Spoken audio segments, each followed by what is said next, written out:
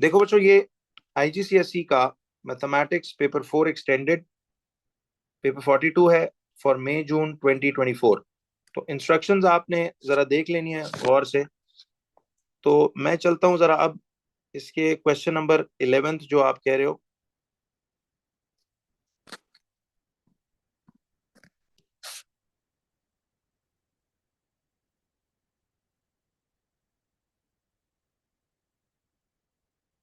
अच्छा, इसमें देख रहे हो मोस्टली क्वेश्चंस वो जो मैंने एक मॉक लिया था, कुछ उसके सवालात आपको लग रहे हैं। इनकी तो आपके पास वो सॉल्व वर्जन्स पड़ी हुई होंगी।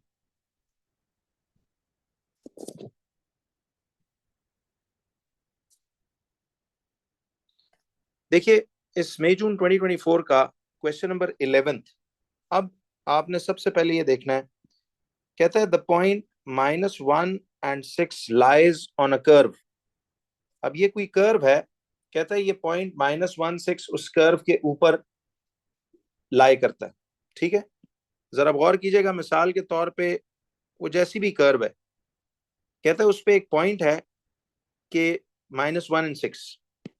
अब वो कह रहा है कि this curve has derived function, यानी वो एक इस कर्व की जो भी इक्वेशन थी उसको जब हमने डिराइव किया, यानी उसकी डिफरेंशिएशन की, तो dy बाई डी एक्स का जवाब क्या निकला। मैं एक सेकंड आता हूं इस पे।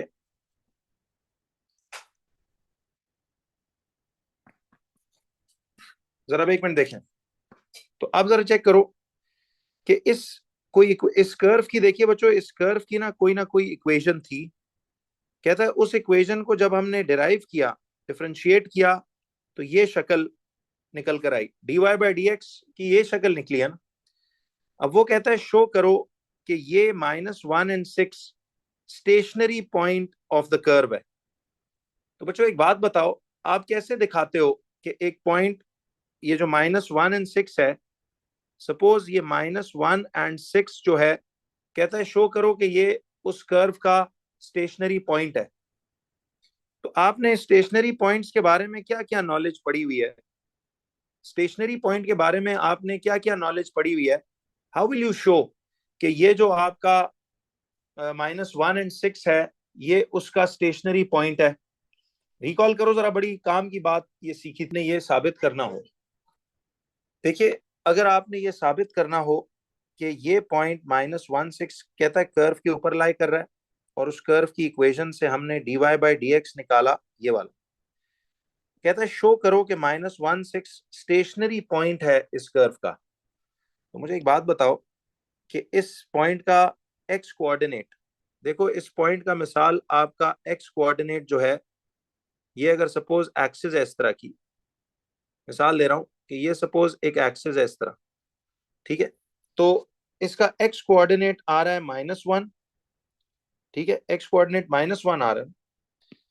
तो मुझे एक बात बताओ कि इसके dy बाई डी एक्स में, ये तो देखें, एक्स कोऑर्डिनेट अगर मैं -1 पुट करूं, तो गौर करो, अगर इसमें मैं x-1 पुट करूं, तो इसका ओवरऑल जवाब क्या आना चाहिए? ओवरऑल इसका आंसर क्या आएगा? बोलो जरा। देखो ना, आपको पता है कि टर्निंग पॉइंट पे इस टेंजेंट का जो ग्रेडियंट होता है, वो ग्रेडियंट जीरो नहीं होना चाहिए। देखो ना, इसका टेंजेंट, इसका टर्निंग पॉइंट पे टेंजेंट का ग्रेडियंट जीरो होता है ना, यानी कि dy बाई डी एक्स का जवाब इक्वल टू जीरो होता है। तो मुझे ये बताओ कि इसका dy बाई डी एक्स तो हमें उसने बताया हुआ है, dy बाई डी एक्स बताया हुआ है -4x³ -9x² +5। तो x की वैल्यू -1 जरा इसमें पुट करके देखते हैं।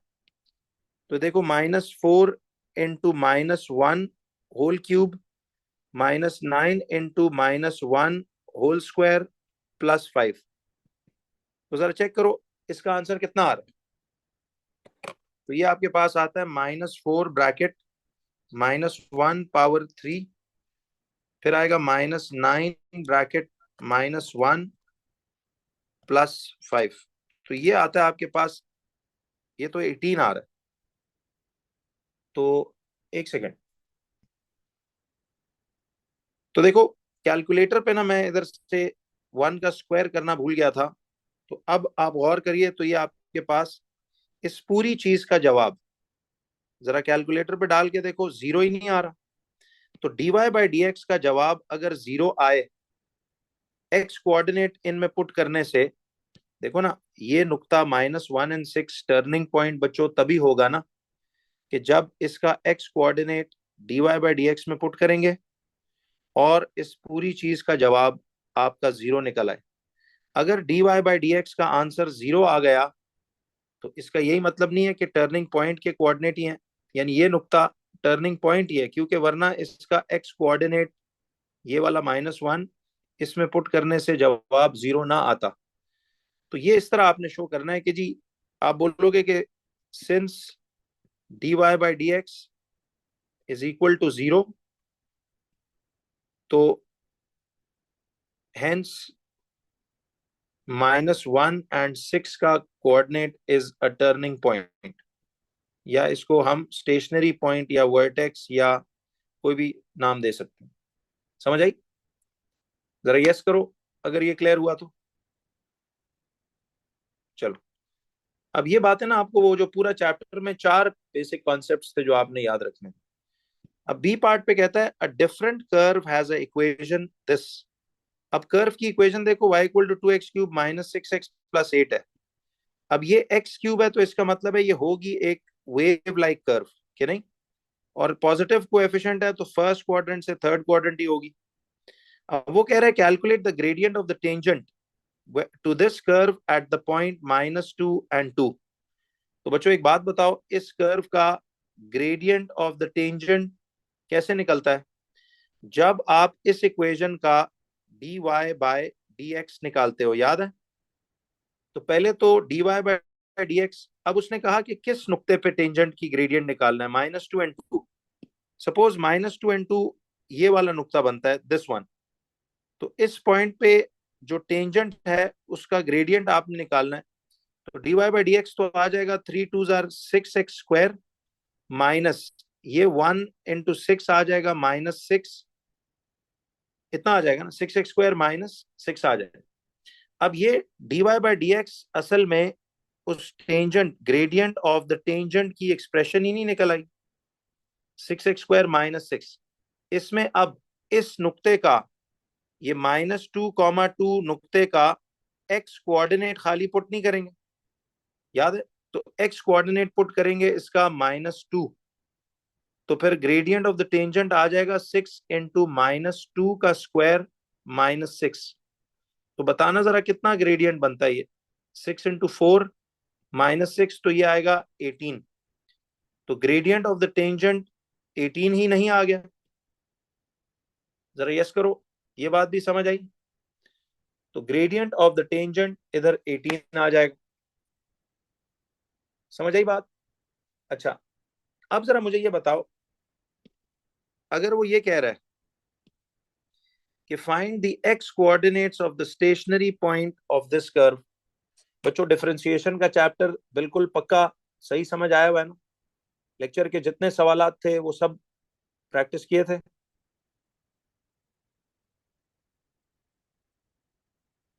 चलो, अब देखो कहता है कि find the x coordinates of the stationary points of this curve. अब आपने एक्स कोऑर्डिनेट्स ढूंढने हैं of the stationary points of this curve. तो मुझे ये बताओ, इस कर्व की y equal to 2x³ -6x plus 8। सबसे पहले इसका dy/dx निकाल लेते हैं, वही जैसे निकाला था, 3 2 6x² माइनस ये 1 6 6 आ गया और वो खत्म। बाकी अब स्टेशनरी पॉइंट्स के एक्स कोऑर्डिनेट्स ढूंढने हैं खाली। तो मुझे एक बात बताओ, स्टेशनरी पॉइंट्स का dy/dx, यानी जब कर्व अपने स्टेशनरी पॉइंट्स पे होता है तो आपको पता ना कि स्टेशनरी पॉइंट्स पे dy/dx की वैल्यू हमेशा जीरो होती है। Gradient of the tangent is always zero. See, dy/dx equal to zero होता है। तो ये जीरो इक्वेट करके क्या मैं इधर से x की दो वैल्यूज निकाल सकता हूँ? -6 उधर जाके +6 बन जाएगा, तो 6x² आ गया। अब 6 नीचे जाके डिवाइड हो जाएगा, तो 6/6 इक्वल टू एक्स स्क्वायर, तो एक्स स्क्वायर इक्वल टू 1 आएगा। अब एक्स स्क्वायर को रूट लेंगे तो ये आ जाएगा आपके पास +1।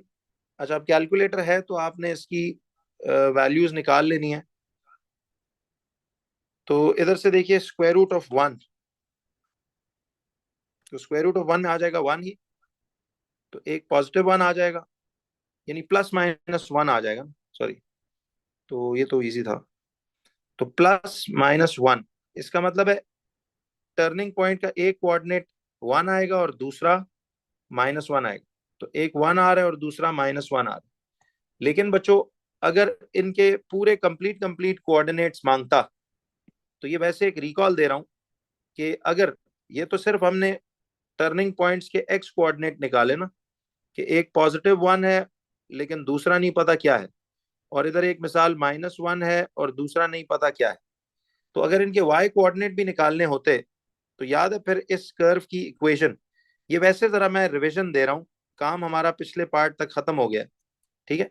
बट अगर इस तरह करना होता तो y = 2x³ - 6x + 8 में आप एक दफा ये x की वैल्यू 1 डालते ना, देखो एक x की वैल्यू 1 डालो तो इसका कॉरेस्पॉन्डिंग y कोऑर्डिनेट नहीं निकल आएगा।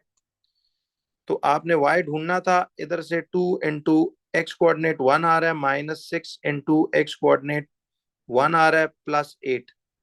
तो ये आपके पास बनता है फिर y, ये वैसे बता रहा हूँ जरा, तो ये 2 इंटू 1 -6 इंटू 1 +8 आ जाता। तो y would have been 2 - 6 + 8, तो y फाइनली विल बी -4 + 8 आ जाएगा +4। तो ये आपके पास +4 आ गया। तो फिर एक टर्निंग पॉइंट का कोऑर्डिनेट होता 1,4। देखो ना, एक्स कोऑर्डिनेट इसका 1 था और उसका कॉरेस्पॉन्डिंग वाई कोऑर्डिनेट पर 4 आ गया, तो 1,4। तो ये एक टर्निंग पॉइंट का या स्टेशनरी पॉइंट के कोऑर्डिनेट्स होते। Just giving you a recall, समझ रहे हो? अच्छा, और अगर दूसरे पॉइंट के निकालने होते तो फिर आप दोबारा 2x³ उस कर्व की इक्वेशन में, याद है x पुट करो तो कॉरेस्पॉन्डिंग y नहीं निकल आएगा। तो आप x की जगह अगर यहाँ पे -1 का क्यूब -6 इंटू -1 -8 पुट करते, तो आपके पास ये निकल आता 2 इंटू -1 +6 -8। तो फिर ये आता -2 +6 -8। तो ये दिस वुड हैव बीन 4 -8, तो ये आ जाता -4। तो फिर आपका दूसरा स्टेशनरी पॉइंट के कोऑर्डिनेट्स होते हैं -1, -4। तो अगर वो पूरा कोऑर्डिनेट्स मांगता तो जरा यस करो, ये बात रिकॉल हुई। बट इस वक्त हमने ये नहीं करना था, हमने सिर्फ उस टर्निंग पॉइंट के एक्स कोऑर्डिनेट्स आपने फाइंड करके उसको देने थे। तो बस यहां तक आपको काम करना था। तो give me a yes if you are clear about this. ठीक है, चलो 8th में देखिए, 8th का सवाल में वो कहता है कि एक बेकर है, a baker decorates x small cakes and y large cakes. ये जहन में रखो कि स्मॉल केक्स की तादाद उसने कितनी बेक की। See, x number of cakes are small cakes और y number of large cakes, तो लार्ज केक्स की तादाद उसने दी हुई है यहाँ, लार्ज केक्स उसने दिए हुए हैं y केक्स। अब मेरा सवाल आपसे ये था कि x इसमें स्मॉल केक्स थे और y इसमें लार्ज केक्स थे। तो वो कहता है कि in one day he decorates not more than 16 small cakes. अब इससे इनइक्वालिटियां आप बना सकते हो ना। कहता है एक दिन में उसने 16 से ज्यादा स्मॉल केक्स डेकोरेट नहीं किए, not more than 16 small cakes. तो एक बात बताओ, तो स्मॉल केक्स 16 से ज्यादा ना होने का क्या मतलब है? कि उसने नंबर ऑफ स्मॉल केक्स जो डेकोरेट किए, क्या number of small cakes x alphabet है ना उसके लिए, क्या ये एक्स इज लेस देन 16 नहीं आ जाएगा? नॉट मोर देन 16 का मतलब है, वैसे क्या मतलब होगा नॉट मोर देन 16 का? X is less than equal to 16 नहीं आएगा इसमें। जी मैं इस पे आता हूं। पहले तो सिर्फ ये बताओ ना, इस फ्रेज का क्या मतलब है, नॉट मोर देन 16? इसका मतलब है मैक्सिमम कितने केक्स उसने डेकोरेट किए स्मॉल वाले? जरा इसका जवाब दो। 16 ना? देखो अंग्रेजी है, इसको समझना है। नॉट मोर देन 16 का मतलब कि उसने स्मॉल केक्स की तादाद लेस देन इक्वल टू 16 रखी, यानी 16 या उससे कम कम नंबर ऑफ केक्स बनाए। तो जब इधर से ये लेस देन इक्वल टू साथ आ जाता है, तो फिर तो लाइन सॉलिड ही नहीं हो जाती, और उस लाइन के ऊपर वाले पॉइंट्स भी फिर रीजन का हिस्सा नहीं बन जाते, क्योंकि वो कह रहे हैं कि नॉट मोर देन 16 केक्स उसने डेकोरेट किए स्मॉल वाले। तो मतलब मैक्सिमम उसने 16 या उससे कम कम किए होंगे। समझ आ रही है बात? तो ज्यादा से ज्यादा ही डेकोरेटेड 16 केक्स। तो ये इससे पता लगा कि लेस देन इक्वल टू आएगा। अब कहते हैं less than 10 cakes, less than 10 large cakes. तो मुझे एक बात बताओ कि लेस देन 10 लार्ज केक्स के लिए हम क्या इनइक्वालिटी बनाएंगे? तो लेस देन 10 लार्ज केक्स, अब इधर उसने खुद देखो कहा हुआ है लेस देन, तो मुझे ये बताओ कि लार्ज केक्स का अल्फाबेट वाई है, तो लेस देन 10 लार्ज केक्स में सिर्फ वाई लेस देन 10 नहीं आएगा।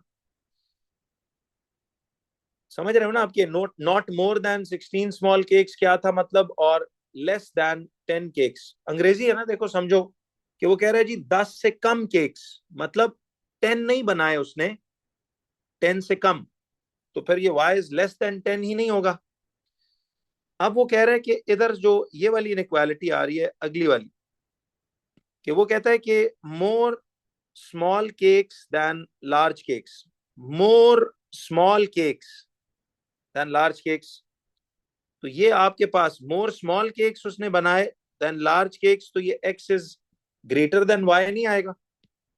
देखें, स्मॉल केक्स एक्स हैं, लार्ज केक्स वाई हैं, तो more small cakes than large cakes ये नहीं आ जाएंगे? क्या ख्याल? तो more small cakes than large cakes में फिर ये x is greater than y नहीं आ जाएगी? क्या ख्याल? तो अब और से देखिएगा, तो more small cakes than large cakes, तो ये x is greater than y ये आ जाता है। ये बात समझ आई? अब कहता है अ total of not more than 24 cakes, again a total of not more than 24, यानी मैक्सिमम केक्स छोटे बड़े मिलाकर 24 बने। तो इस लाइन से फिर क्या इनइक्वालिटी क्रिएट हुई? इससे हम बनाएंगे, देखो एक्स केक्स छोटे केक्स थे, वाई केक्स बड़े थे, तो ये टोटल नॉट मोर देन मतलब लेस देन इक्वल टू 24 की तादाद में ही नहीं थे। तो गौर करो कि नॉट मोर देन, जरा इसका भी यस करो, समझ आई? A total of not more than 24, तो इसका मतलब है कि स्मॉल केक्स और लार्ज केक्स मिला के टोटल उनकी जो नंबर है वो लेस देन इक्वल टू 24 है। तो अब मुझे ये बताओ, जहां पे inequality less than equal to हो तो वहां सॉलिड लाइन, जहां लेस देन हो वहां पे आएगी कैसी?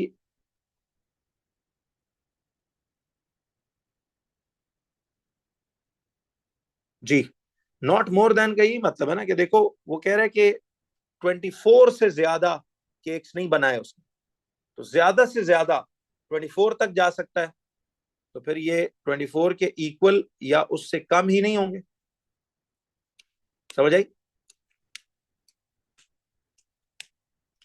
चलो, अब ये आ गई आपके पास इनइक्वालिटीज। तो अब जिधर जिधर बच्चों लेस देन ग्रेटर देन के साइंस हैं वहां उनकी डॉटेड लाइनें बनेंगी, और जिधर ये पूरी पूरी लाइंस हैं उसकी आपकी बनेंगी फिर क्या चीज?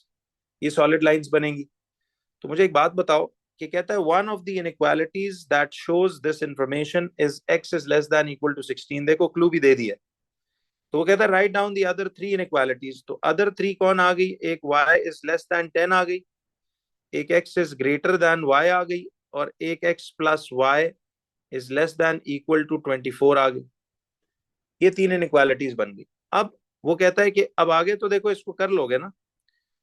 तो अब वो कहता है कि इस ग्राफ पे देखो, on the grid draw the straight lines and shade the unwanted. अब वो कह रहा है आपने शेड करना है unwanted region to show these inequalities.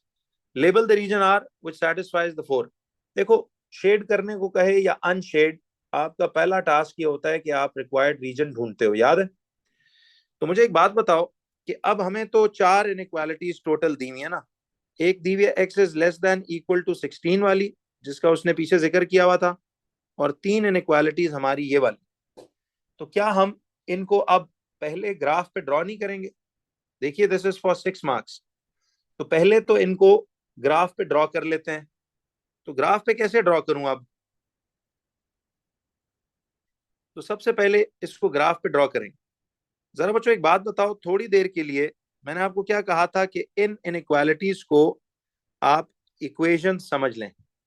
ये x इक्वल टू 16 है, ये वाली y इज इक्वल टू 10 है, ये वाली x is equal to y, और ये वाली line x plus y is equal to 24 है। क्या इन्हें प्रॉपरली प्लॉट करना आता है? अब आप ये तो बहुत कर लिया, जरा बताना बच्चों, x इज इक्वल टू 16 की line, x is equal to 16 की लाइन जो है, ये एक हॉरिजॉन्टल लाइन होगी या वर्टिकल? जवाब देना।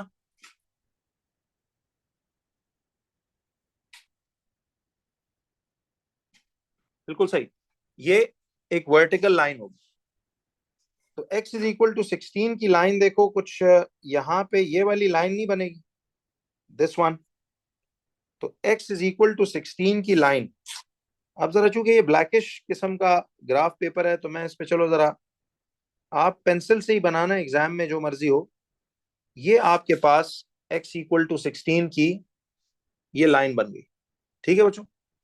तो x इक्वल टू 16 की लाइन आपके पास ये आ गई।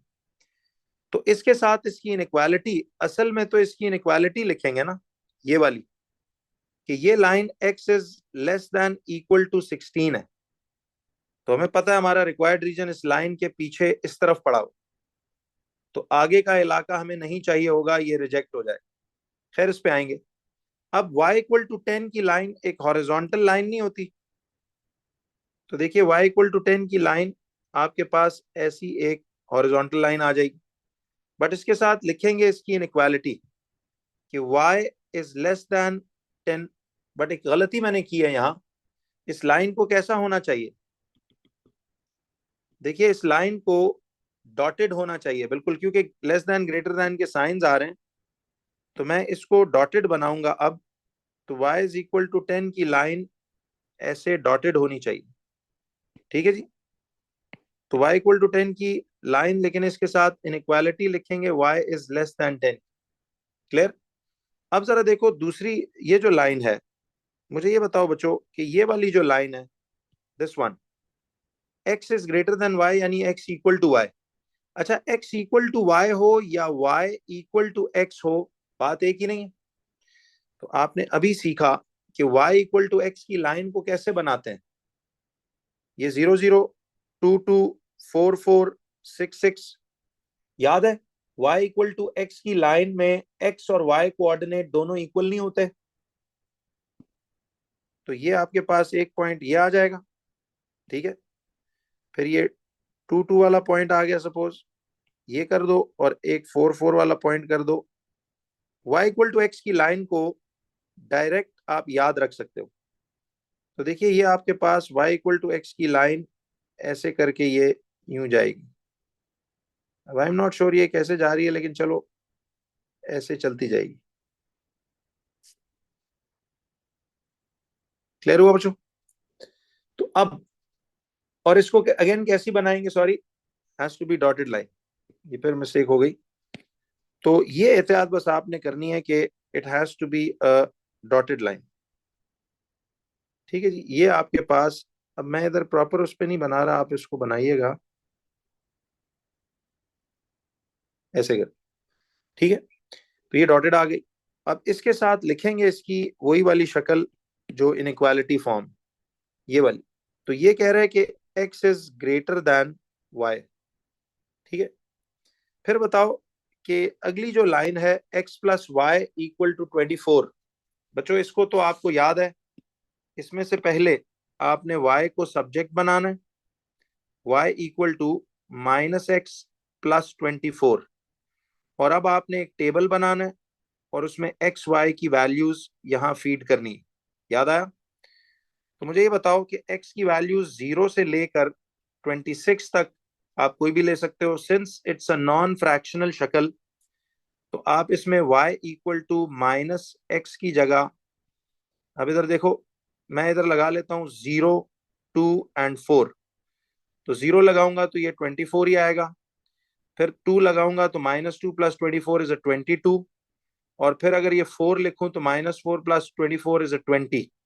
तो तीन कोऑर्डिनेट्स बने, एक 0, 24, एक 2, 22 और एक 4, 20। ये ऐसे आ जाएगा। तो इनको अगर मैं प्लॉट करूं अब इधर, तो ये जो लाइन बनती है ये इक्वल टू का साइन आ रहा है ना साथ, तो it will be a solid line. तो 0, 24 ये नुक्ता बनता है, ठीक है, दिस इज द पॉइंट 0, 24। फिर 2, 22 आपके पास आ गया ये वाला निशान, 2, 22 ये वाला बनता है, और फिर आपके पास 4, 20। तो 4, 20 जो है वो ये वाला निशान बनता है ऐसे करके, ठीक है। अब इन तीनों पॉइंट्स को अगर हम यहां से जोड़ें तो ये एक सॉलिड लाइन ऐसे करके यूं बनेगी, ठीक है। This will be a solid line. ये जितना ग्रेड अवेलेबल होगा एंड टू एंड आपने उधर तक जाना, ठीक है। तो ये सॉलिड लाइन ऐसे करके आ गई। अब इसके साथ इनइक्वालिटी, इसकी असली शक्ल तो ये लिखेंगे कि x plus y is less than equal to 24।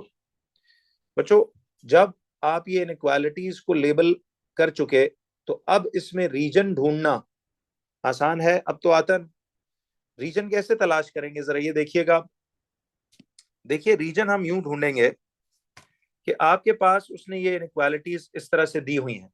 What we do in this case is, जरा देखिएगा, सुनना। अब इसमें क्या करेंगे जी कि ये उसने ऐसे कर दिया, तो व्हाट शुड वी डू? अब इसमें रीजन तलाश करो पहले। रीजन आर कौन सा होना चाहिए?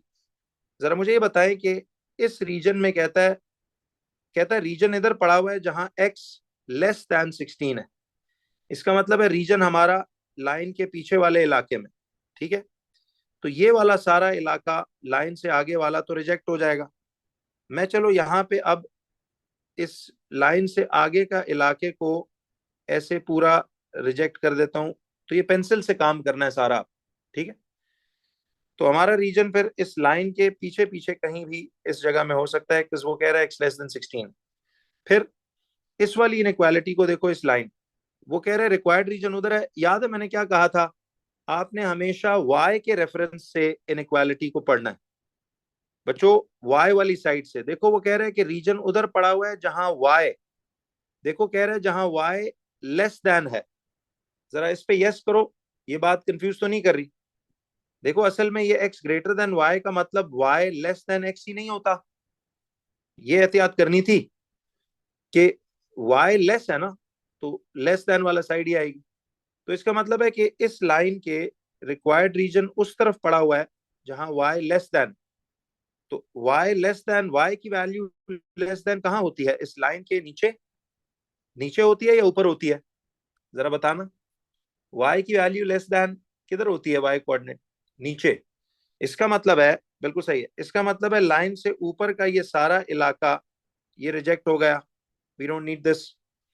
अब आ जाओ अगली लाइन पे। अब देखो इस लाइन का पता चल गया, इस लाइन का रेफरेंस पता चल गया। अब जरा इस लाइन की बात करते हैं। बताइए इस लाइन के केस में वो कह रहे हैं रिक्वायर्ड रीजन उस इलाके में जहां y लेस देन 10 है। तो y लेस देन 10 कहाँ आ रहा है? नीचे। इसका मतलब है इस लाइन से नीचे y लेस देन 10 होगा ना। तो लाइन से ऊपर का सारा इलाका हमें नहीं चाहिए, ये रिजेक्ट हो जाएगा, ठीक है। और फिर अल्टीमेटली ये जो लास्ट ये वाला है, कहता है कि रिक्वायर्ड रीजन इस लाइन के उस तरफ है जहां y लेस देन 24 है। तो y की वैल्यू लाइन से नीचे की तरफ ही लेस देन 24 नहीं होगी, तो इसका मतलब है कि इधर भी लाइन से ऊपर का इलाका हमें नहीं चाहिए। ये सारे इलाके अब रिजेक्ट हो जाएंगे। गौर करो, फाइनली बच्चों आपके पास ये क्या चीज बनी, इधर देखें। अल्टीमेटली देखो तो आपके पास ये वाला इलाका, ये वाला इलाका, ये पोर्शन, और इधर जरा एक थोड़ा सा फोकस करो, ये हल्का सा देख रहे हो, ये लाइन ऐसी आ रही है। तो दिस इज वन, अगर मैंने गलत नहीं बनाया तो वैसे तो यही आ रहा है, लेकिन चलो, तो ये इस तरह का आपके पास एक अरेंजमेंट यूं बन जाए। लेकिन उसने मुझे एक बात बताओ, रीजन तो हमें मिल गया, ये वाला रीजन आर, क्लियर। बट उसने क्या कहा था कि इसमें अनवांटेड रीजन को, कहता है शेड द अनवांटेड रीजन। तो फिर बच्चों एक बात बताओ कि आप अनवांटेड रीजन को जब शेड करेंगे तो जरा एक सेकंड देखना इधर। अब अनवांटेड रीजन को आपने शेड करना है, तो मुझे ये बताओ कि मैं इसकी शेडिंग, अब चलो इस रेड कलर से ही करता हूं। ये सारी आपकी शेडिंग ऊपर आ जाएगी इस तरफ, ठीक है। फिर ये वाली जो आप देख रहे हो कि एक लाइन है ऐसे, ये आ गई ऐसे करके इधर। पहले मैं जरा इसकी बाउंड्रियां मार्क कर दूं। फिर इधर से देखिए, यहां से आपके पास ये शेडिंग ऐसे आ गई, और इधर वाली, इधर वाली ये आ गई, ठीक है।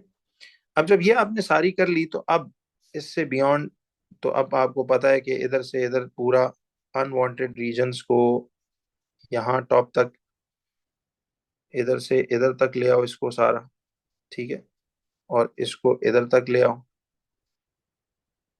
तो ये सारा अनवांटेड रीजन, बस डार्क इतनी हो कि कंप्लीट शेडिंग, ऐसे जैसे आप करते हो ना पेंसिल को लंबा पकड़ के, तो उसको ऐसे किया जाता, ठीक।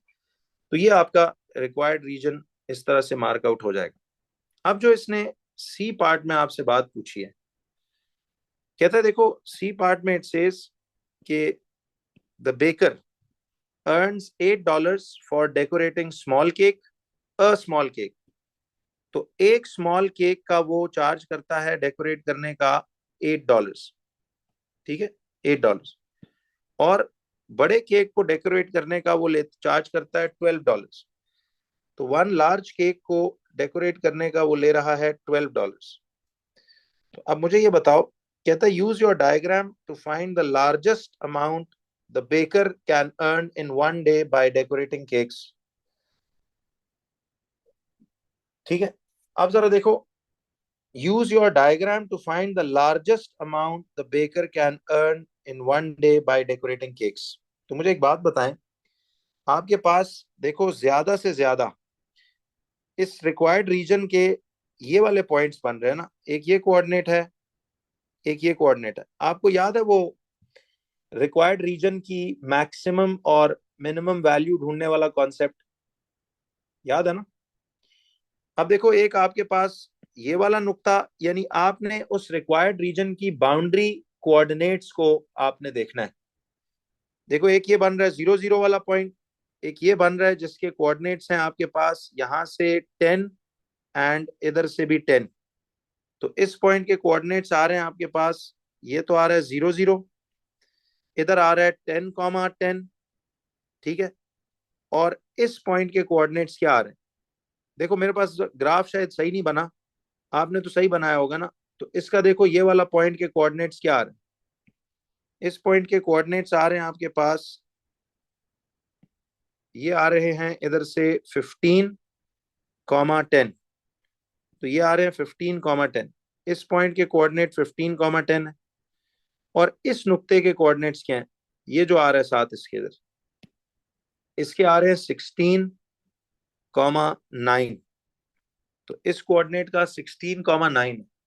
आप देख रहे हो सारे बाउंड्री कोऑर्डिनेट्स मैं इसके ले रहा हूं। और ये वाला आ रहा है 0.16, तो आपने जब भी मैक्सिमम मिनिमम वैल्यू ढूंढनी हो तो याद है हम क्या करते हैं। अब एक कोऑर्डिनेट आ रहा है 0,0, दूसरा आ रहा है 10,10, और फिर तीसरा आ रहा है 15,10, ठीक है, और फिर आ रहा है 16,9, और फिर आ रहा है 16,0। बच्चों आपने ये नोटिस किया कि ये 5 इसके कोऑर्डिनेट्स बाउंड्री कोऑर्डिनेट्स बन रहे हैं। अब सोचो, ये बेसिकली देखो क्या थे, ये एक एक्स कोऑर्डिनेट है, एक वाई कोऑर्डिनेट है, यानी ये x coordinate actually number of small cakes की तादाद बता रहा है। समझ आ रही है अब एप्लीकेशन इसकी? जरा यस करो प्लीज। और वाई आपको नंबर ऑफ लार्ज केक्स की तादाद बता रहा है। तो ये जो बाउंड्री कोऑर्डिनेट्स निकले, आपने बारी बारी इन बाउंड्री कोऑर्डिनेट्स को यूज करके टोटल इनकम फाइंड कर लेनी। देखो मुझे ये बताओ कि अगर ये 0,0 होता तो फिर तो ये एक स्मॉल केक का 0, तो 0 × 0 ये 0 आ जाता, +0। तो इस पॉइंट से तो टोटल कमाई $0 आ रही है। लेकिन अगर 10 स्मॉल केक्स और 10 लार्ज केक्स वो बनाता तो 10 × 8 $80 स्मॉल केक से आ जाती, समझ रहे हो ना, प्लस, और 10 बड़े केक्स तो 10 × 12 $120 ये आ जाती। तो टोटल आपके पास इस पॉइंट से $200 कमाई आती। समझ आ रही है? और फिर देखो इसी तरह 15 स्मॉल केक्स और 10 लार्ज केक्स होते तो 15 × 8 डॉलर्स, तो ये स्मॉल केक्स की तादाद है, तो 15 × 8 प्लस ये जो 10 लार्ज केक्स हैं 10 × 12, तो ये कितना बनता फिर? तो देखो ये 15 × 8 प्लस 10 × 12, ये आता $240। तो दिस वुड बी $240। और इसी तरह अब ये X16 और Y9, तो ये बनता आपके पास 16 × 8 प्लस 9 × 12, तो 16 × 8 प्लस 9 × 12 ये आ जाते $236। तो इसका मतलब है कि ये $236 ये आ जाता। और इधर करते तो 16 × 8 प्लस 0 × 12, तो ये कितने डॉलर बनते? 16 × 8 प्लस 0, तो ये आ जाता $128। तो जरा बताओ सबसे हाईएस्ट इनकम कितनी आई, जवाब दो। सबसे हाईएस्ट इनकम जो इसने फिर की तो वो तो $240 नहीं है, तो इसका मतलब है $240 इसने सबसे ज्यादा अर्न किया। तो ये वाला जो कोऑर्डिनेट था ना, ये 15,10 वाला, this coordinate will give you the maximum value of his earning. Yes करो भाई if you are there with me. Clear हुआ? चलो, बस यही दो मसले थे। तो इस तरह आपको सवाल की ना एक पूरी समरी सी ये इस पे आ गई। वैसे वो वीडियो में किया हुआ मैंने, आप अगर उसका,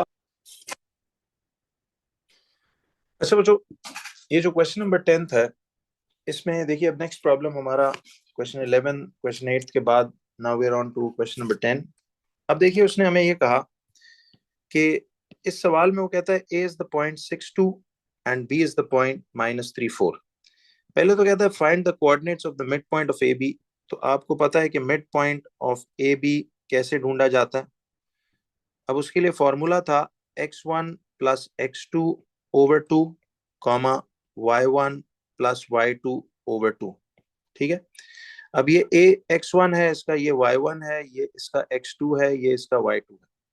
तो मुझे ये बताएं कि अब हमारे पास अगर हम देखें तो x1 आ रहा है 6 और x2 आ रहा है 3, तो ये 6 + 3/2, और y1 है 2 और y2 है -4, तो 2 + -4/2 आ जाएगा।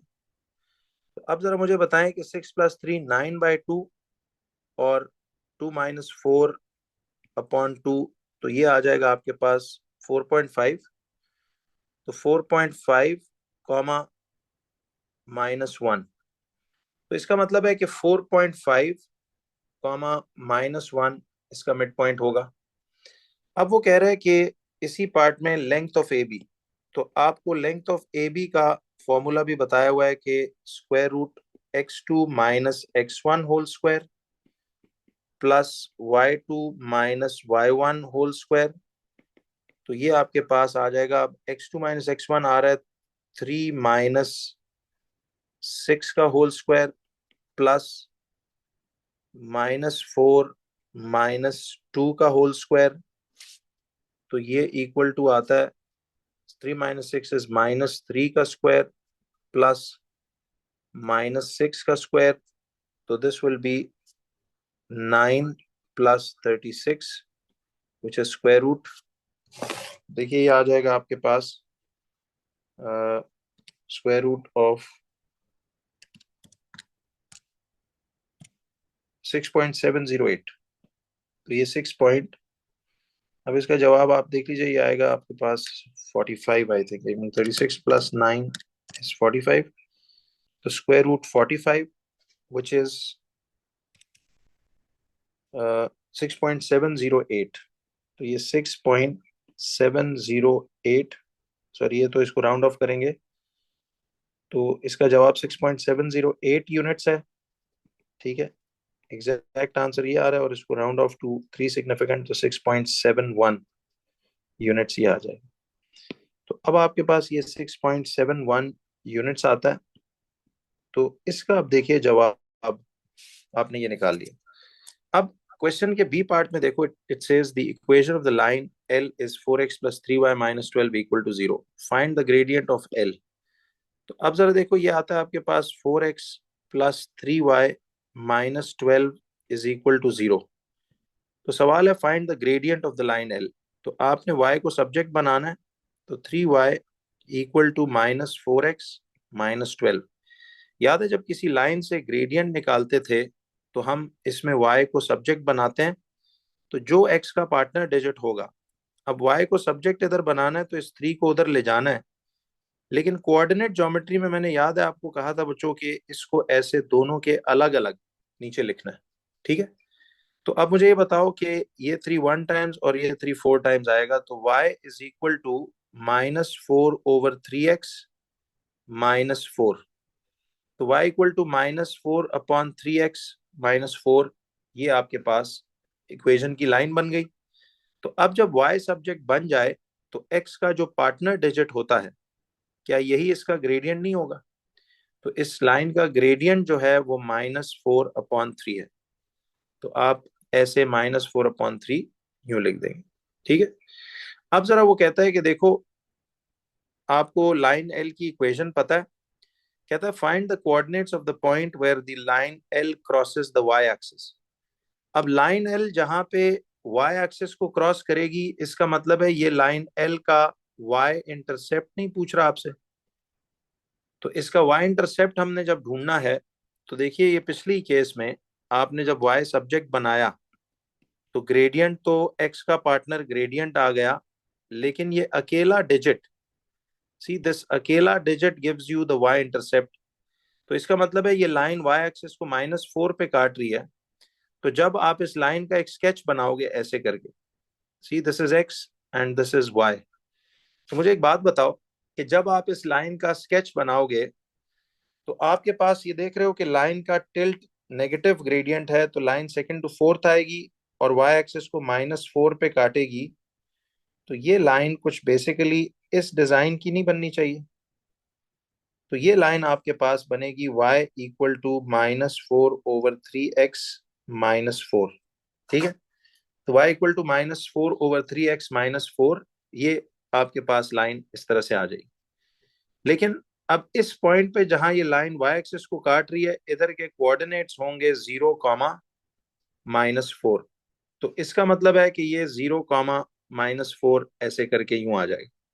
ठीक है, अब वो कह रहा है कि line P is the perpendicular to L and passes through 6, 5।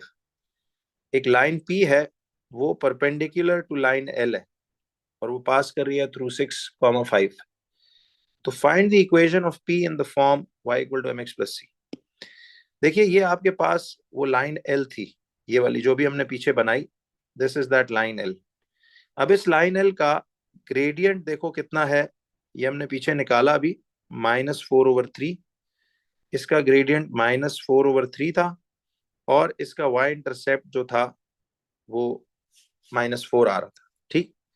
लेकिन अब वो कह रहे हैं कि एक लाइन P है, वो परपेंडिकुलर टू L है, तो वो L के परपेंडिकुलर है, तो वो कुछ इस लाइन की बात नहीं कर रहा। तो ये है वो line P, this is that line P, ठीक है। वो कह रहे हैं ये लाइन L के परपेंडिकुलर है, तो हमें पता है क्या करना है। दूसरा वो कह रहा है कि ये लाइन P जो है, ये ना सिर्फ L के परपेंडिकुलर है, बल्कि ये लाइन P कहता है पासेस थ्रू 6,5। तो ये लाइन P जो है 6,5 में से पास कर रही है। तो आपने इस equation of the line P निकालना।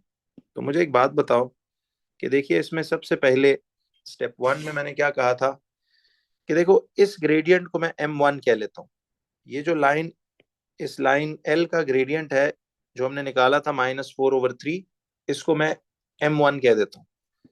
तो क्या मैं इस लाइन P का ग्रेडियंट को M2 कह के इसको फाइंड ना कर लूं?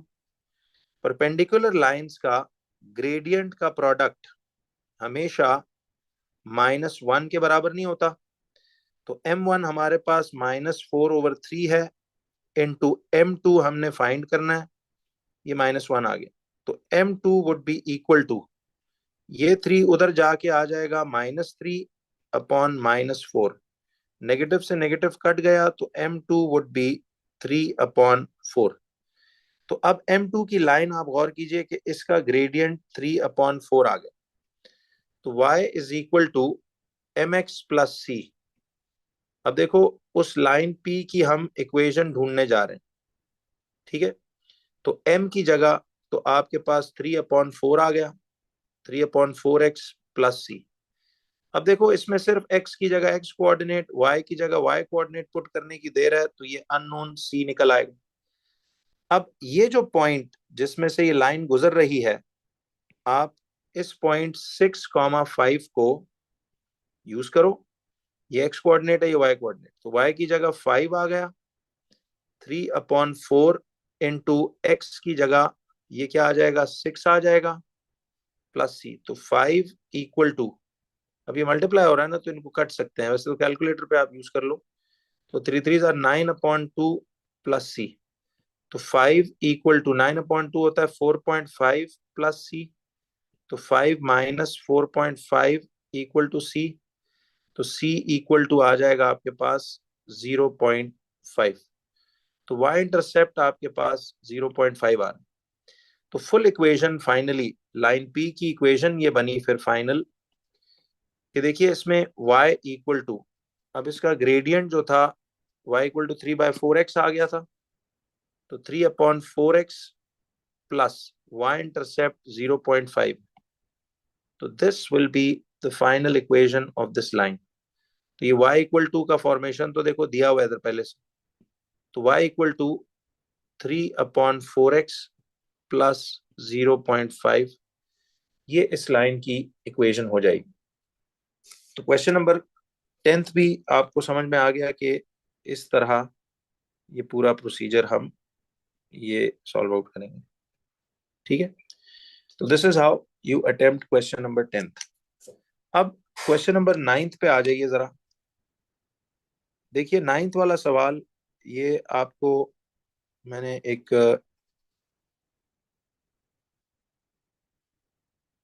अब देखो क्वेश्चन नंबर 9th में कहता है कि O A B is a sector of a circle, centre O radius 17। अब देखो ओ ए बी एक सेक्टर है सर्कल का, ठीक है। ओ ए बी कहते हैं ये सेक्टर है सर्कल का जिसका रेडियस आपके पास 17 cm आ रहा है। ओसीडी कहता है सेक्टर है सर्कल का सेंटर ओ जिसका रेडियस 10 है। तो ये ओसीडी छोटा सेक्टर है, इसका रेडियस आपको दिया हुआ है 10 और एंगल 60 है दोनों का।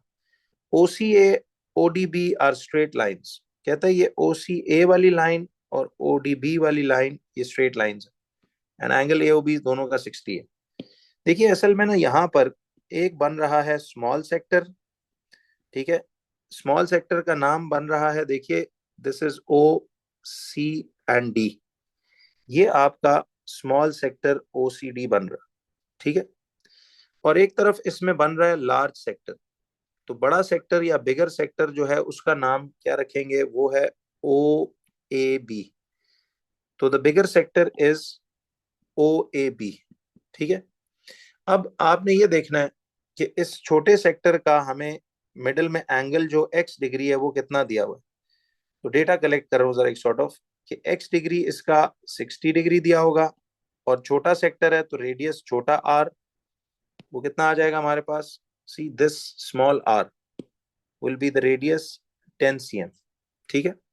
और फिर देखो कि बड़ा सेक्टर है तो इसका एंगल एट सेंटर तो आपको 60 ही दिया हुआ है, ठीक है। बड़े सेक्टर का भी देखो ना एंगल तो यही वाला 60 बन रहा है, लेकिन बड़े सेक्टर का रेडियस आपको दिया हुआ है 17 cm, तो कैपिटल R इसका मैं 17 cm बोल देता, ठीक। अब ये बातें करके वो कहता है कि आपको perimeter of the shaded shape ABDC can be written in the form. अब देखो वो कह रहे हैं कि perimeter of the shaded shape ABDC can be written in the form this. तो वो कह रहे हैं A और B की वैल्यू, इस फॉर्म में A और B की वैल्यू बताओ।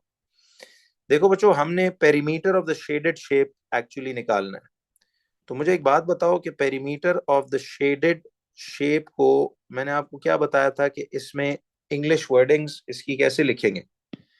तो जरा गौर करो कि perimeter of the shaded shape ABDC, तो गौर कीजिएगा perimeter of the shaded shape, तो शेडेड इसमें कौन है, क्या शेडेड शेप ये वाला इलाके को शेडेड शेप नहीं कहेंगे, सी तो this is the shaded shape. तो ये आपके पास शेडेड शेप है और ये इसका पेरीमीटर आ रहा है ऐसे। तो मुझे एक बात बताओ कि ये आपके पास पेरीमीटर अगर ऐसे आए तो गौर कीजिएगा, अब this is the perimeter of the shaded shape. अब ये आपने कैसे फाइंड करना है, इसकी इंग्लिश आप लिखोगे कि पहले इसमें आप डालेंगे ये आर्क लेंथ CD प्लस यहां से ये शेप डालोगे DB प्लस इधर से ये वाली डालोगे आर्क BA प्लस ये वाली आर्क डालोगे AC। तो अब जरा मुझे एक बात बताओ कि आर्क CD जो है, गौर कीजिएगा, अब लेकिन एक बात याद रखें, उसने कहा है कि आपने perimeter of the shaded shape निकाल के उसको लिख के इस फॉर्म में दिखाना है। अब देखो उसके फाइनल फॉर्म में पाए को पाए ही रहने दिया उसने। अब पहले तो ये बताओ कि आर्क लेंथ CD कैसे निकलती है, ये फॉर्मूला आपको याद है 60/360 इनटू आर्क लेंथ के लिए तो 2πr होगा ना। अब चूंकि ये छोटा सेक्टर है, सी ये छोटा सेक्टर OCD की आर्क लेंथ है, तो आपको इस आर्क की लंबाई के लिए फिर रेडियस 10 cm वाला छोटा आर नहीं यूज करना पड़ेगा, प्लस DB की लंबाई। अब जरा एक मिनट देखो, ये बात सोचनी चाहिए थी हमें पहले, ये पूरा फासला 17 है और इसमें से इतना डिस्टेंस ये इस रेडियस जैसा 10 है, तो फिर ये DB कितना निकलेगा, क्या ये 17 माइनस 10 यानी 7 सेंटीमीटर्स नहीं हो जाएगा, ये फासला जो है D से B तक 7 हो जाएगा, और इस तरफ भी ये फासला 7 cm ही नहीं हो जाएगा। तो गौर कीजिएगा कि अब आपके पास, ये तो मैंने ऐसे लिख दिया, तो अब DB की लंबाई देखिए, आर्क लेंथ की लंबाई तो आपके पास इस फॉर्मूला से आ जाएगी, फिर प्लस ये जो 7 cm है तो ये 7 आ जाएगा ऐसे, प्लस आर्क BA की लंबाई। अब देखो ये जो आर्क BA है इसकी लंबाई हम कैसे ढूंढेंगे, तो ये आएगी 60/360 इंटू 2π R, ये आ गई ऐसे करके, क्योंकि अब ये बड़ा सेक्टर है तो इसकी बड़ा रेडियस आएगी, और प्लस आपके पास AC की लंबाई ये कितनी आती है, तो AC की लंबाई ये 7 आ जाएगी। अब मुझे ये बताइए कि इस पूरी चीज को पाए ही रहने देना है हमने। तो देखें ये आता है 60/360 इंटू 2 इंटू पाई। अब पाई को मैं पुट नहीं कर रहा बिकॉज उसने जो फॉर्म लिखने को कही है उसके मुताबिक पाई इज पाई। तो आपने यहां से जब इसको यूं निकाला 2 इंटू पाई इंटू रेडियस छोटा आर, इसका 10 cm है, ये कर देंगे ऐसे। अब जरा देखो ये +7 और +7 बच्चों इधर वाला मैं एक ही दफा एंड पे ना लिख दूं ऐसे +14 करके, ये 7 और ये 7 दोनों 14 आ गए, ठीक है। बट इधर अब मैं इस बड़ी आर्क की वैल्यू निकालता हूं तो ये 60/360 into 2 into pi into radius बड़ा 17 है। सी बिग रेडियस है 17। अब आपने ये देखना है कि इस पूरी चीज का जवाब देखो, 0 से 0 कटा, बाय द वे ये पेपर 2 था, तो ये आपके पास 6 1s 6 6 2 1s 2 3s, तो ये आपके पास आ गया 10 पाई/3। ये फासला 10 पाई/3 रह गया, देखो ना 10 पाई और 3 नीचे ये रह गया, प्लस इसका भी ये 1/6 बनता है, फिर ये 2 1s 2 3s, तो ये आता है 17 पाई/3, ये आपके पास ये आ गया, और +14, ठीक है। अब इसको फर्दर, अब देखो 10 पाई प्लस ये सारा हमारे पास, अब 14 को तो हम थोड़ा साइड पे रखते हैं, लेकिन ये दोनों फासलों को हम इधर से एलसीएम लेके कर सकते हैं ऐसे कि ×1, ये ×1, ये भी ×1 तो 10 पाई प्लस 17 पाई, तो ये आ जाएगा आपके पास 27 पाई/3 +14, ठीक है। तो ये आपके पास आएगा 3 1s 3 9s, तो ये आएगा 9 पाई+14, तो 9 पाई+14 सेंटीमीटर्स। तो अब मुझे ये बताओ कि 9 पाई+14 सेंटीमीटर्स आपके पास ये आ गया पेरीमीटर ऑफ द शेडेड। तो अब जरा मुझे एक बात बताइए कि पेरीमीटर ऑफ द शेडेड अगर 9 पाई+14 आ रहा है तो हमें क्या करना चाहिए। देखो उसने जो शक्ल बताई थी कि पेरीमीटर ऑफ द शेडेड का जवाब A पाई+B की फॉर्म में आ रहा है। अब उसने हमें ये शक्ल बताई हुई है और हमारा आंसर पेरीमीटर का ये फॉर्म निकल आई है, तो फिर यहाँ पे वही कंपेयरिंग द कोएफिशिएंट्स करके क्या हम ए और बी नहीं निकाल सकते। जरा देखो पाई वाला कोएफिशिएंट इधर ए है, इधर पाई के साथ कोएफिशिएंट ए है, तो this A will be equal to 9, तो ए की वैल्यू 9 आ गई।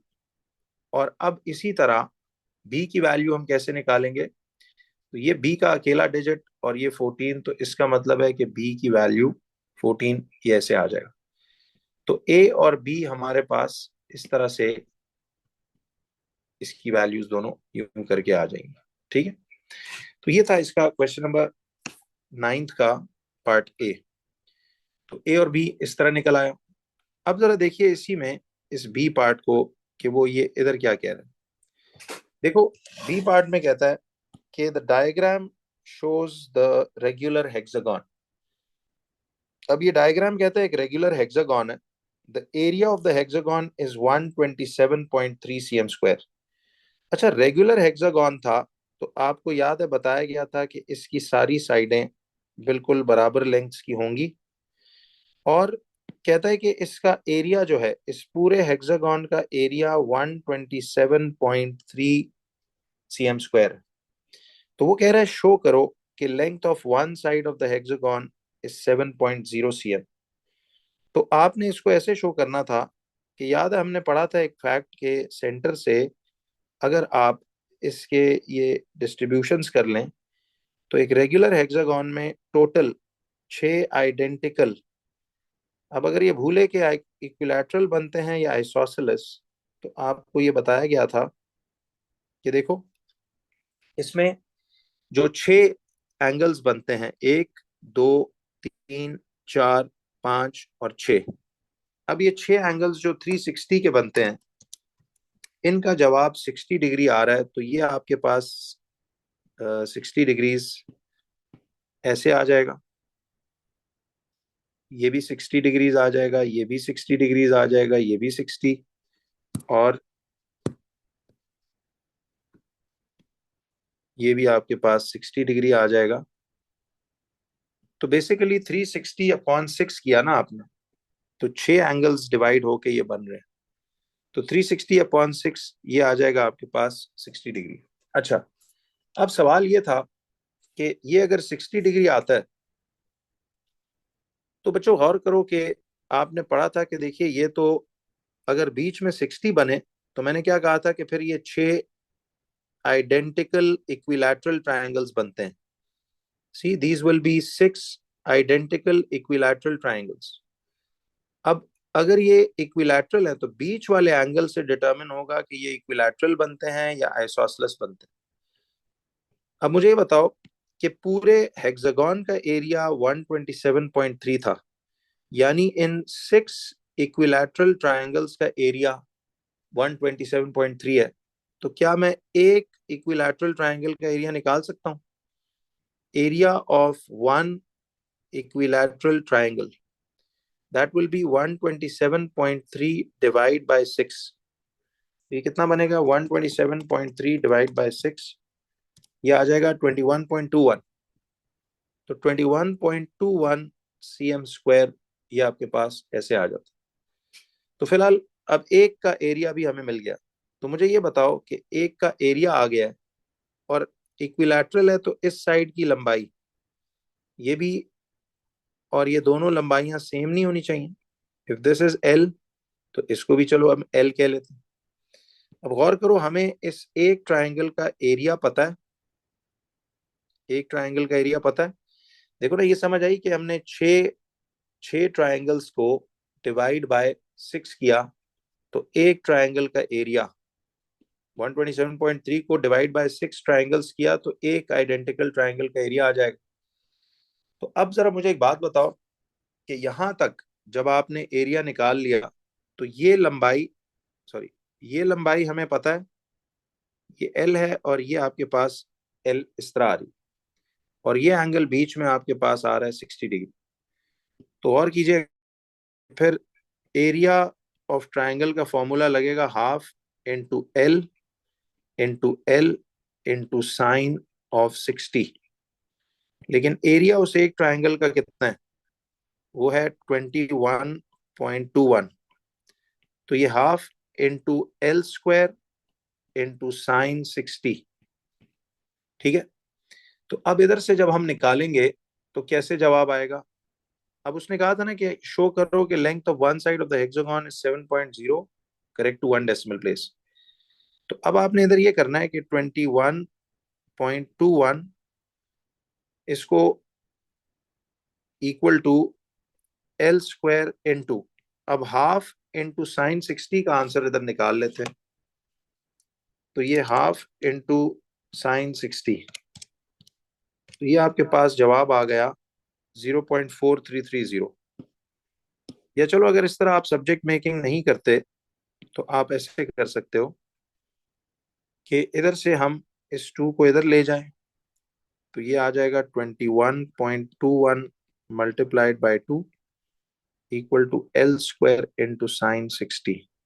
ठीक है। और अब नीचे आ जाएगा 21.21, ये ज्यादा बेहतर है, इंटू 2 करके ये आ जाएगा 42.42।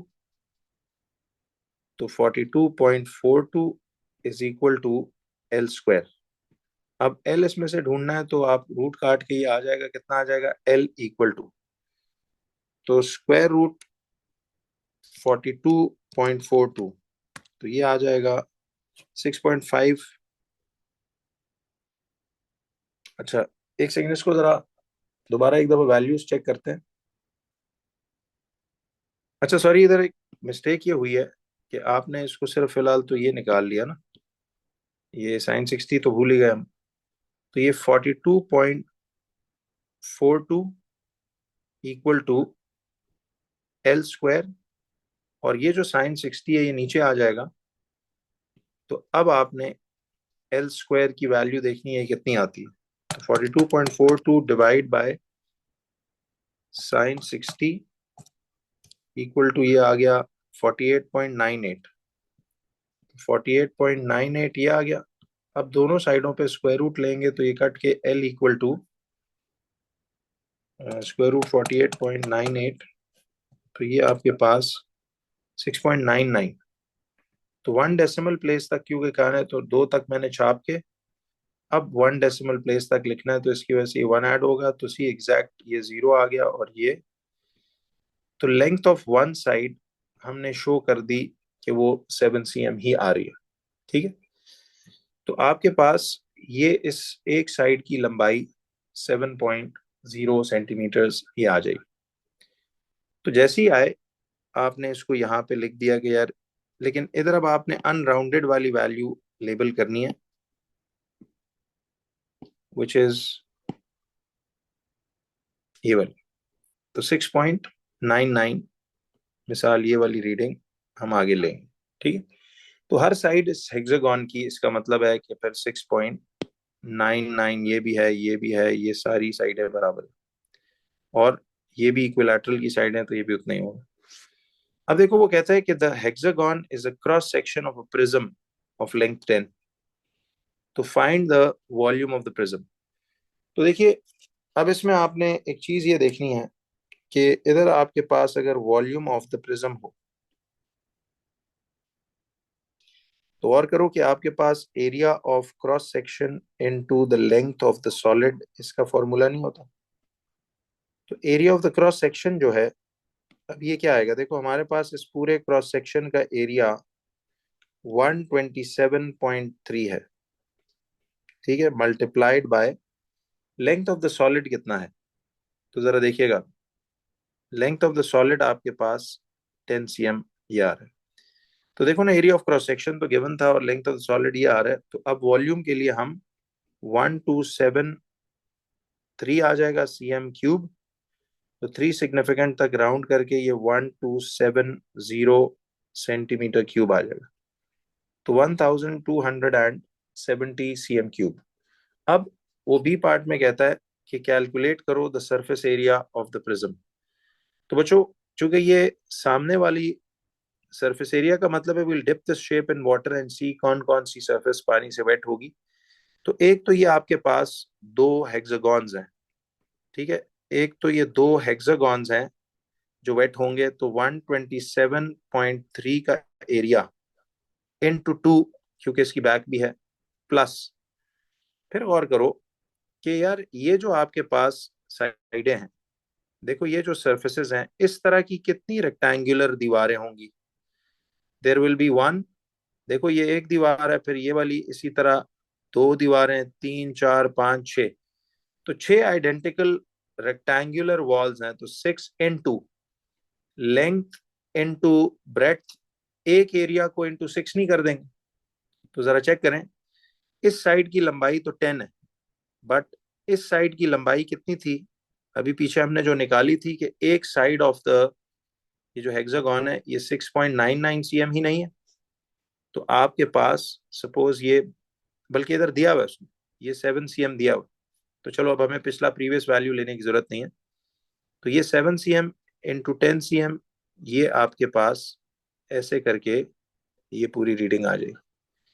तो मुझे ये बताएं कि 6 into 7.0 into 10, तो आपके पास ये टोटल सरफेस एरिया, तो देखें ना, इस जैसी कितनी आइडेंटिकल दीवारें हैं, इस जैसी आपके पास 7 into 10, तो ये आपके पास ऐसे आ जाएगा। तो अब ये एक दीवार का एरिया और इस तरह की देर आर 6 वॉल्स, ये मिल जाएगा उन सराउंडिंग साइड्स का वॉल्स का एरिया, और ये दो फ्रंटल बैक वॉल जो इस तरह आ रही है। तो 127.3 इंटू 2, ये आ जाएगा आपके पास 254.6, ये 254.6 इसका एरिया है, और प्लस 6 into 7 into 10, ये आ रहा है आपके पास 420। तो इन दोनों को जब हम ऐड करेंगे तो 420 प्लस 254.6, तो ये आ जाएगा आपके पास 674.6। तो 674.6 cm² टोटल सरफेस एरिया। अब इसको राउंड ऑफ करेंगे up to 3 when not stated, 675 cm², sorry. तो ये 675 आपके पास इसका ये आ जाए। ठीक है, तो this is how you basically do part A and the B. अच्छा, अब जरा देखिए क्वेश्चन नंबर 5 में वो क्या कहता है। लेट्स प्रोसीड टू, इसको जरा आपने पॉज करके खुद भी एक दफा रीप्रैक्टिस करना है। क्वेश्चन नंबर 5 में it says,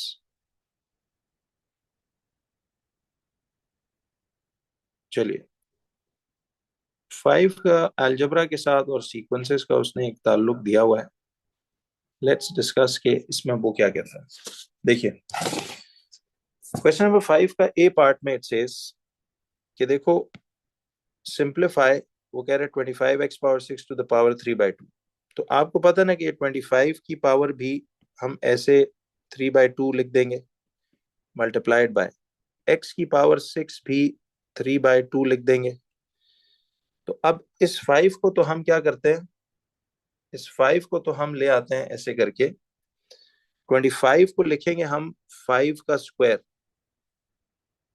into 3/2 multiplied by,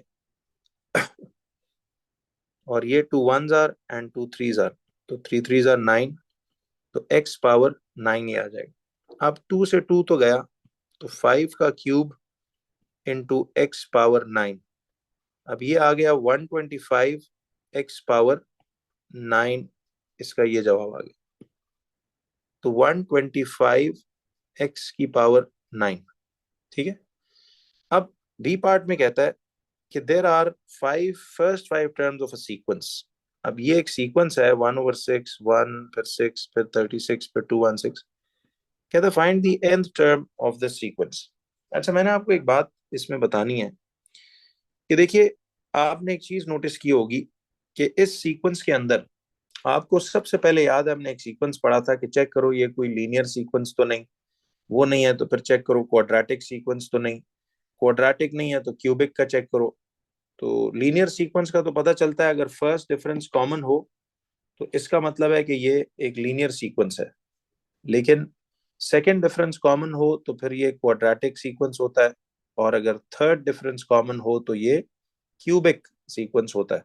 तीनों केसेस में आपको मैंने बताया था, बट एक केस आपने और भी पढ़ा था कि यार ये कोई परफेक्ट स्क्वायर्स या क्यूब्स तो नहीं है, वो भी नजर नहीं आ रहे सारे। तो फिर आप सोचिए कि इनके दरमियान कोई रेशो कॉमन वाली बात तो नहीं है। तो रेशो कॉमन वाली बात अगर आप देखेंगे तो आपको कुछ ऐसा महसूस होगा कि इसमें जरा रेशो वाली बात देखते हैं।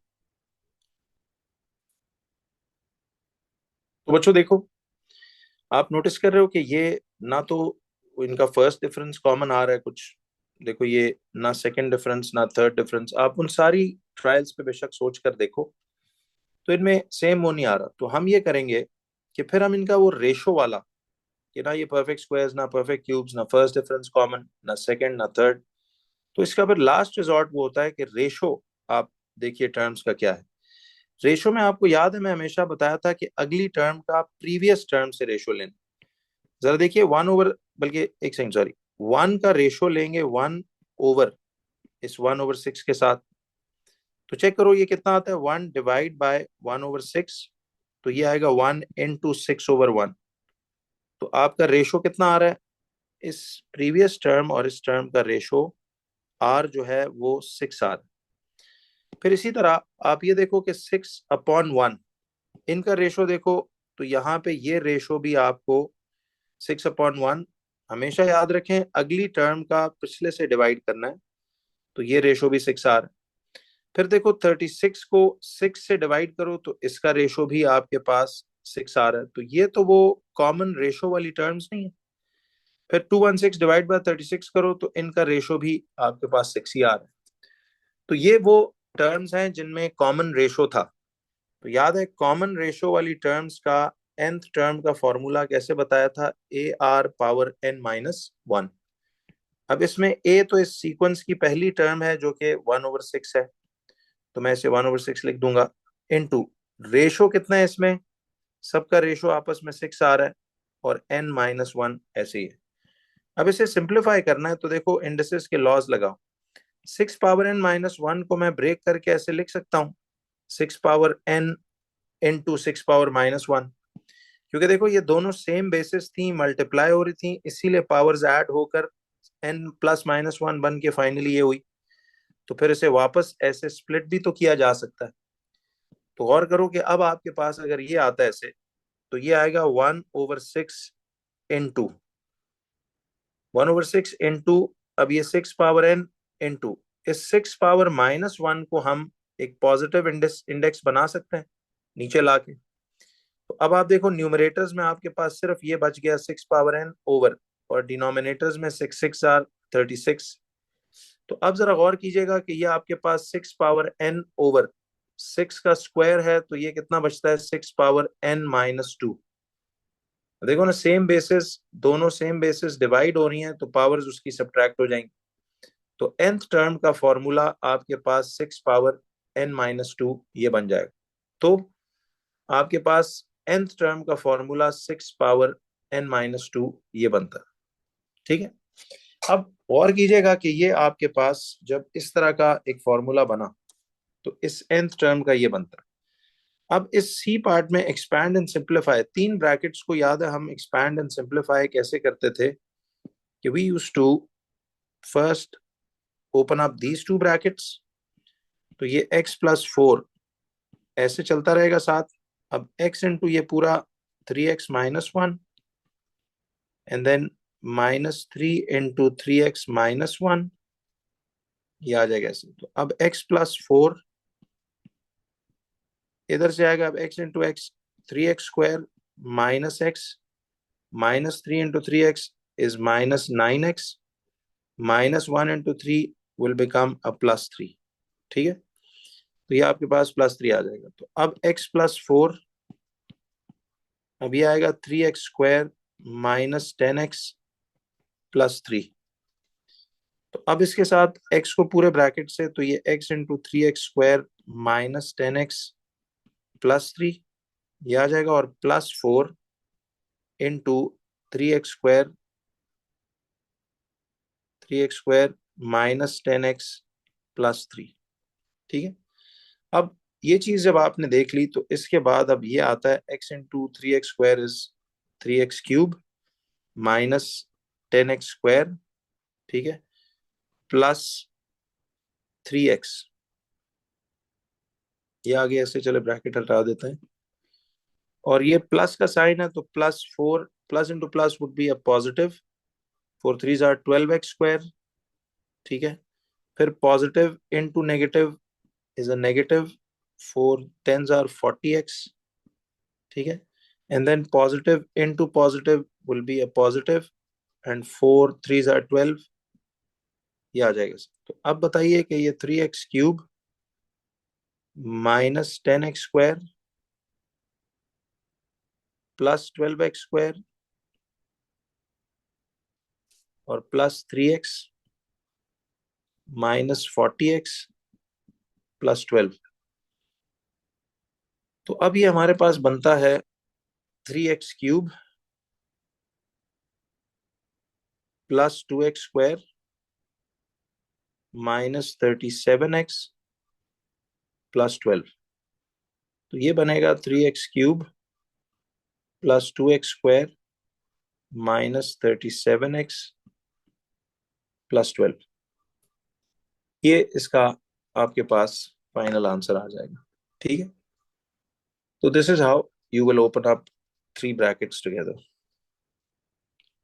अब देखो इस डी पार्ट में उसने कहा है कि आपको, कहता है show that this whole thing simplifies to this thing. तो ये तो आसान सी चीज है कि इधर आपको उसने दिया हुआ है 3x+5, कुछ ना हो तो ओवर 1 लिख दें, +7/x-2 is equal to x। तो मुझे एक बात बताइए कि ये हमारे पास अब इसका जो एलसीएम बनता है वो x-2 बनता है। अब इसको x-2 से करेंगे, और ऊपर भी x-2 से करेंगे, इसको इंटू 1 करेंगे, इसको इंटू 1 करेंगे, तो ये 3x+5 ब्रैकेट x-2 +7 इंटू 1 7 आएगा। अब इन दोनों ब्रैकेट्स को खोलना हमें आता है, तो ये x माइनस टू होगा इज इक्वल टू एक्स। तो ये 3x into x minus two plus 5 into x minus two plus 7।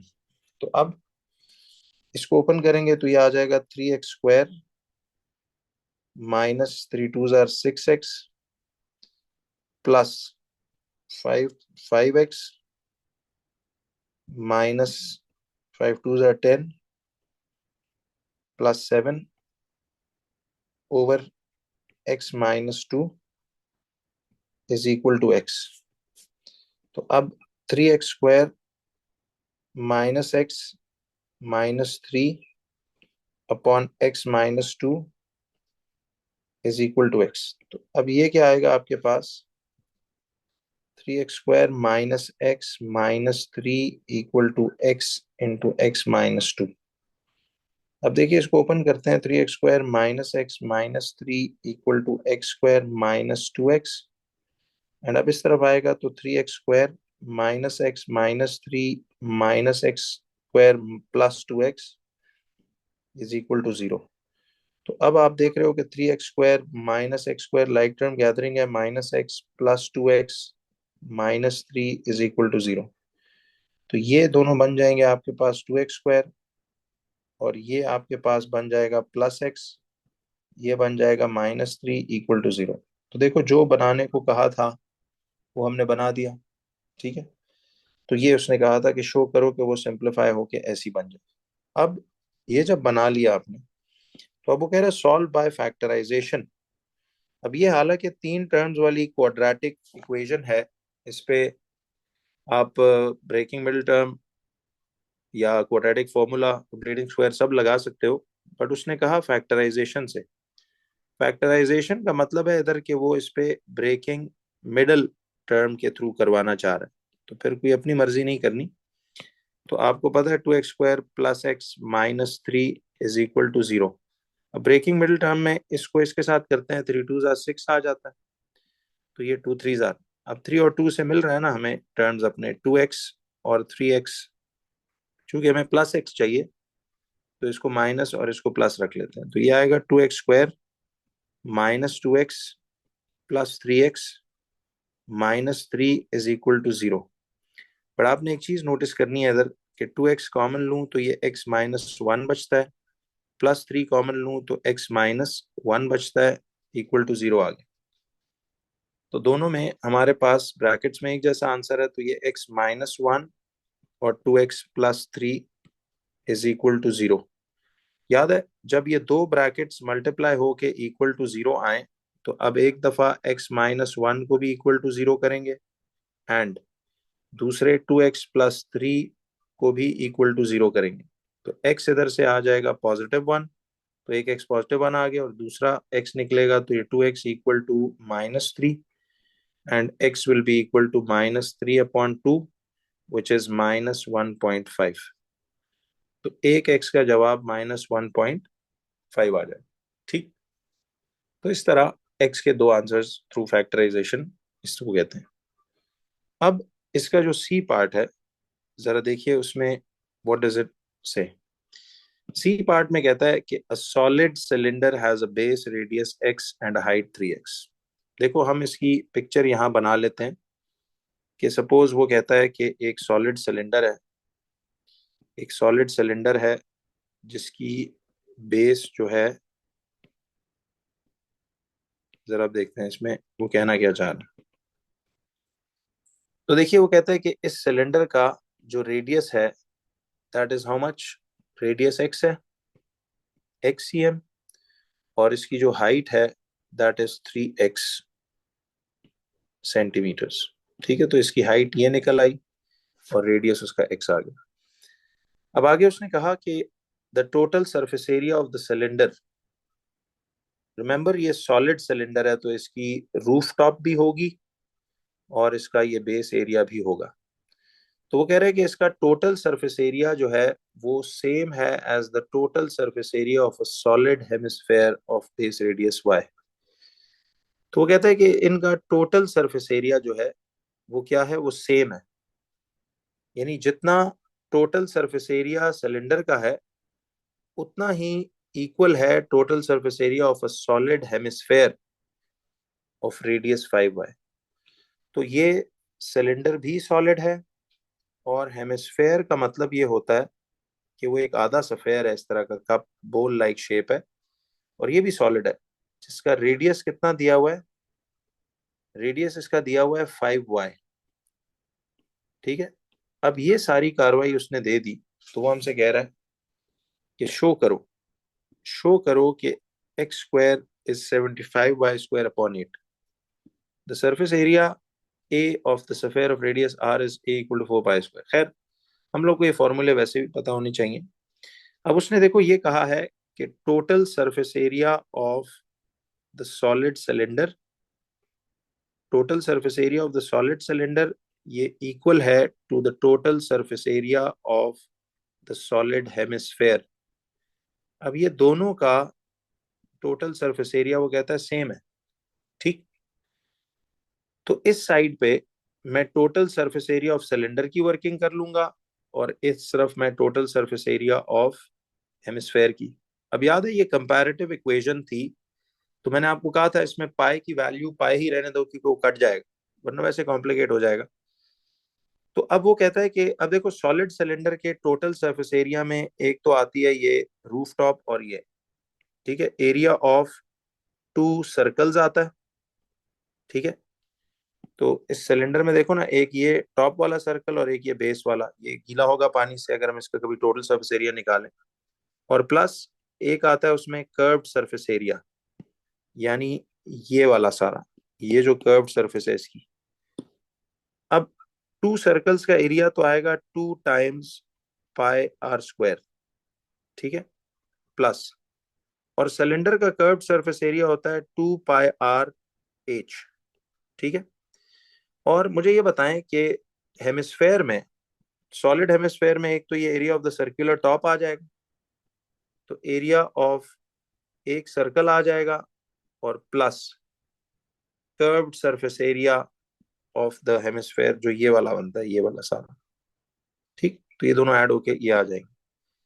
अब एरिया ऑफ द सर्कल जो है ये तो पाई r² होगा, और कर्व्ड सरफेस एरिया हेमिस्फेयर का होता है, फुल का एरिया याद है 4 पाई r² है, तो हेमी में हाफ हो जाएगा। इससे मिल जाएगा हमें सिर्फ ये वाला कर्व्ड सरफेस एरिया, और पाई r² से हमें मिल जाएगा ये वाला। तो हेमिस्फेयर, सॉलिड हेमिस्फेयर का टोटल सरफेस एरिया तो यही है। अब वैल्यू जरा देखो पुट करते हैं, पाई को मैं नहीं छेड़ता अभी। रेडियस, सिलेंडर का रेडियस बताइए कितना था, इट वाज एक्स, तो इधर एक्स का क्या ले लूंगा मैं, स्क्वायर ले लूंगा। ठीक है, और प्लस यहाँ पे 2 × पाई इंटू रेडियस उस सिलेंडर का देखो एक्स ही है, और हाइट उसकी कितनी है, 3x है। ये आ गया 2 पाई r/h हो गया। और इसी तरह अब हेमिस्फेयर का इस तरफ पाई इंटू, हेमिस्फेयर का रेडियस 5y है, तो 5y का स्क्वायर ले लूं, प्लस ये हाफ, और 4 का 2 कट के ये 2 रह गया। ठीक है, अब देखो ये इसके साथ 2 पाई को पाई रहने देता हूँ, और रेडियस का स्क्वायर, इसका रेडियस कितना है हेमिस्फेयर का, 5y, तो 5y का स्क्वायर ले लेता हूँ। वैल्यूज पुट कर रहा हूँ, अब ये आ जाएगा 2 पाई x² प्लस, और देखो ये आएगा 2 3 जार 6 पाई, और x इंटू एक्स x², ये 6 पाई x² आ जाएगा। और ये आएगा पाई इंटू 5 का स्क्वायर लोगे तो ये 25, y का स्क्वायर लोगे तो ये y²। ठीक है, और प्लस अब ये आ गया 2 × पाई इंटू 5 का स्क्वायर लोगे तो ये 25, और y का स्क्वायर लोगे तो y²। अब तक ये चीज बन गई। याद रखिए हमने शो करना है इस शक्ल को जिसमें x² सब्जेक्ट बना हुआ है। खैर हम चलते रहेंगे फिलहाल। अब 2 पाई x² और प्लस 6 पाई x², क्या ये लाइक टर्म्स नहीं है, तो ये 8 पाई x² हो जाएगा इक्वल टू, और ये आएगा 25। देखो ये पाई पहले साथ लगा लेता हूँ, 25 पाई y² प्लस ये आता है 2 इंटू 25 50 पाई वाई स्क्वायर। ठीक है, अब ये आ गया 8 पाई एक्स स्क्वायर, और ये आ गया 25 pi y square and 50 pi y square, common like terms हैं, तो 75 पाई वाई स्क्वायर नहीं आ गया। ठीक है, अब गौर करो कि इस शक्ल में जो शो करनी थी, एक्स स्क्वायर को सब्जेक्ट बनाते हैं, तो एक्स स्क्वायर को सब्जेक्ट बनाते हैं तो ये आएगा 75 पाई वाई स्क्वायर अपॉन, ये आपके पास आ जाएगा अपॉन 8 पाई नीचे। याद है सिंगल फ्रैक्शन हो और टर्म्स आपस में मल्टीप्लाई हो रही हैं तो पाई से पूरा पाई कट गया, तो एक्स स्क्वायर क्या 75 वाई स्क्वायर अपॉन 8 वही चीज शो नहीं हो गई जो हम शो करने की बात कर रहे थे। तो इस तरह आपके पास ये पूरा इस तरह शो हो जाएगा। ठीक है, तो उसने सिर्फ कहा था शो करो x square equal to 75 y square upon 8, तो जो फॉर्मेशन उसने शो करने को कही थी वो हो गई। तो बच्चों आई होप आपको अब इन सारे सवालों के जवाबों के बाद इसमें कोई इशू इंशाल्लाह नहीं होगा। तो फिर बाकी नेक्स्ट पेपर्स में फिर देखते हैं।